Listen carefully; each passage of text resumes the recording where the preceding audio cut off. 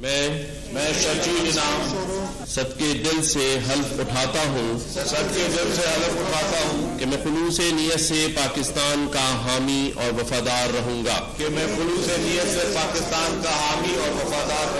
इस्तेकाम व बहबूदी और खुशहाली की खातिर सर अंजाम दूंगा कि मैं इस्लामी जमहूरिया पाकिस्तान के आइन को बरकरार रखूँगा अल्लाह ताला मेरा हामी और नासिर हो, मेरी रहनुमाई फरमाए। सिंध काबीना जी जोड़ जक मुकम्मल हल बर्दारी खां पोइ नव वज़ीरनि ऐं 3 सलाहकारनि खे कलमतान मिली विया। गवर्नर हाउस में गवर्नर कामरान तिसूरी वज़ीरनि खे हल्फ खणायो। शर्जील इनाम मेमून खे सीनियर वज़ीर बणाए खेसि ट्रांसपोर्ट ऐं एक्साइज़ खाते जो कलमतान ॾिनो वियो। सैयद नासिर हुसैन शाह तवानाई मनसूबाबंदी ऐं तरक़ीअ जो वज़ीर मुक़रर। मकानी इदारनि ऐं पब्लिक हेल्थ जा कलमदान सईद गनी हवाले। ज़ियाउल हसन लंझार खे घरू वज़ीर बणायो वियो। पार्लियामानी मामलनि जो कलमदान बि वटसि रहंदो। अज़रा फज़ल पेशो खे सिहत ऐं आबादीअ जे भलाईअ वारे खाते जा कलमदान ॾिना विया। सरदार शाह ही भेरो ॿीहर तालीम खाते जो वज़ीर थी वियो। माइंस एंड मिनरल्स जो खातो बि सरदार शाह वटि हूंदो। जाम खाम शोरो आपाशी ऐं अली हसन सरदारी जेल खाते जो वज़ीर मुक़रर। मोहम्मद बख्श महर खे ज़राअत रांदियुनि नौजवाननि ऐं एंटी करप्शन जा खाता ॾिना विया। अल्लाह बख्श ॾिनो उर्फ बाबुल भयो ॿेले ऐं जंगली जीवत खाते जो सलाहकार मुक़रर। एहसान मज़ारी ऐं नज़मी आलम बि सलाहकार थी विया। वज़ीर आला हाउस जे तर्जुमान मूजिब वॾे वज़ीर काबीना मेंबर्स सां गॾु मज़ारे क़ाइद ते हाज़िरी भरी।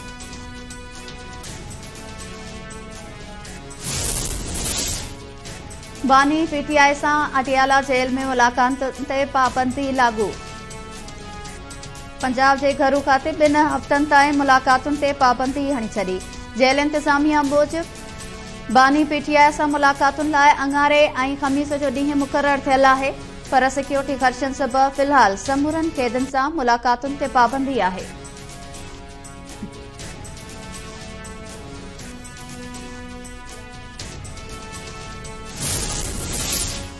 सुन्नी इतिहाद काउंसिल पारां सुभाणे हर सूरत पीटीआई बानी सां मुलाक़ात जी इजाज़त ॾियण जो मुतालबो। बैरिस्टर गोहर चयो आहे त बानी पीटीआई जी हयाती खे ख़तरो आहे। मुलाक़ातुनि ते पाबंदीअ वारे फ़ैसिले बाद खेनि बानी पीटीआई जी सिहत बाबति ॻणती वराए वई आहे। ॿुधायो वञे त बानी पीटीआई कहिड़ी हालत में आहे ऐं सुभाणे हर सूरत में वकीलनि सां मुलाक़ात कराई वञे।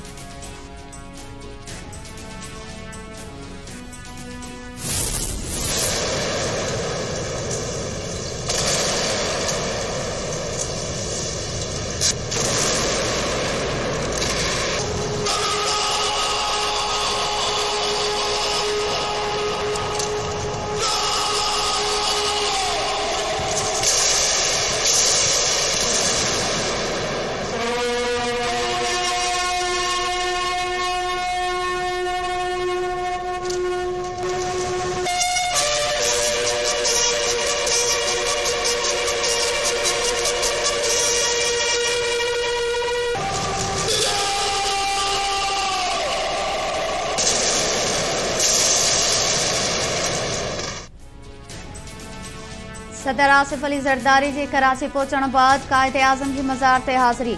सदर आसिफ अली ज़रदारी कायदे आज़म जी मज़ार ते गुलनि जी चादर चाढ़े फातिहा पढ़ी ऐं मुल्क जी तरक़ीअ लाइ दुआ घुरी। मज़ारे कायद ते हाज़िरी वक़्तु सिंध जो वॾो वज़ीर सैयद मुराद अली शाह, गवर्नर कामरान तिसूरी ऐं ॿिया बि सदर सां गॾु मौजूद हुआ।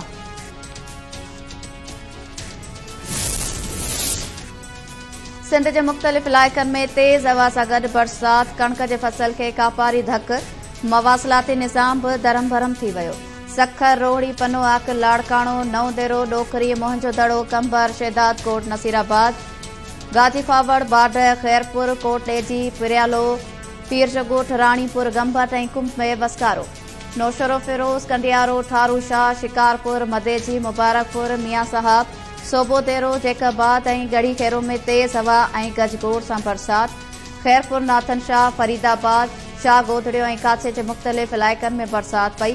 मनड़ो, दोदापुर ऐं आसपास हल्की हल्की बरसात।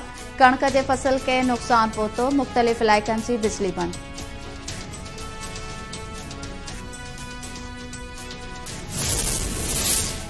पाकिस्तान ऐं IMF विच में 14 मार्च खां ॻाल्हियूं शुरू थींदियूं।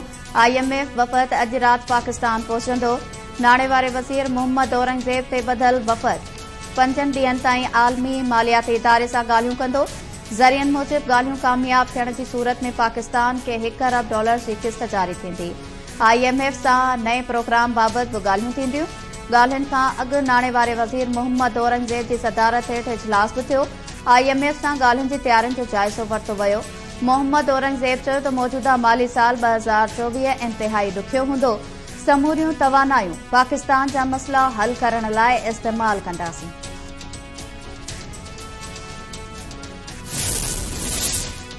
सदर आसिफ अली ज़रदारी मुल्क खे पेश मुआशी चैलेंजिस सबबि पंहिंजी पघार न वठण जो फ़ैसिलो करे वरितो। ऐवान सदर जे तर्जुमान मूजिब आसिफ अली ज़रदारी जे फ़ैसिले जो मक़सद मुल्क में दानिशमंदानी मालियाती निज़ाम जी हौसला अफ़ज़ाई करणु आहे। सदर क़ौमी नाणे ते बार न विझंदे पघार न वठण खे तरजीह ॾिनी आहे।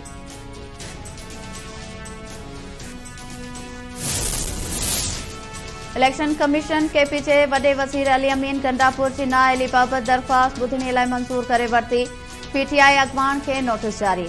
मोहम्मद कफ़ील नाले शख़्स अली अमीन गंडापुर मथां असासा लिकाइण जो इल्ज़ाम हणंदे इलेक्शन कमीशन में दरख़्वास्त दाख़िल कराई हुई।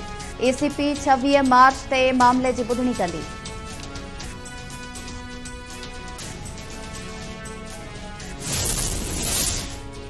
शहीद जान मोहम्मद महर क़त्ल केस में सखर पुलिस जी सुस्ती दहशतगर्दी तौड़ अदालत में ॿुधणी दौरान नजाच ऑफिसर पेश थियो। नई अॻभराई रिपोर्ट पेश कई वई।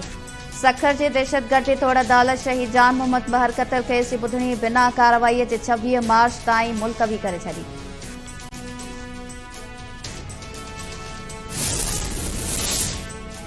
कराची जे नेशनल बैंक में अनोखो वाक़ियो। स्टेट बैंक मिसप्रिंटिंग वारा नोट माणे छॾिया।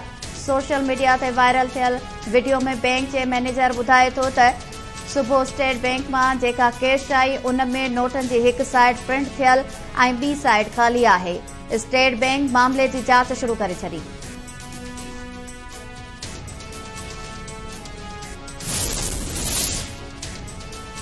ऐं इसराइल जी बर्बरियत बंदि न थी। गज़ा ते वेशियाणी बमबारी में नाले वारे फुटबॉलर मोहम्मद बरकत ऐं मासूम ॿारनि समेत अॼु वधीक 72 माण्हू शहीद, केतिरा ई ज़ख़्मी।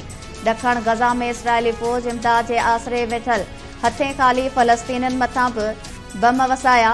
हेल ताईं 31,000 खां वधीक फ़लस्तीनी शहीद ऐं 71,000 खां वधीक ज़ख़्मी थी पिया।